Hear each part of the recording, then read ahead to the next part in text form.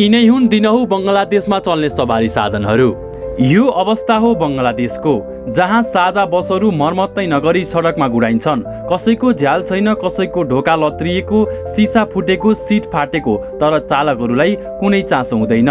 बसहरू एक आपसमा ठोक्किँदै हर्न बजाउँदै नियम नै नभएझै अव्यवस्थित रूपमा चल्ने गर्दछन्। यात्रुहरूको सुरक्षा भन्दा पनि कति धेरै यात्रु चढाउने भन्ने मानसिकताले सडकलाई झनै जोखिमपूर्ण बनाएको छ। न ट्राफिक नियम पालनाको व्यवस्था, न निरीक्षण, न चालक सचालकको जिम्मेवारी।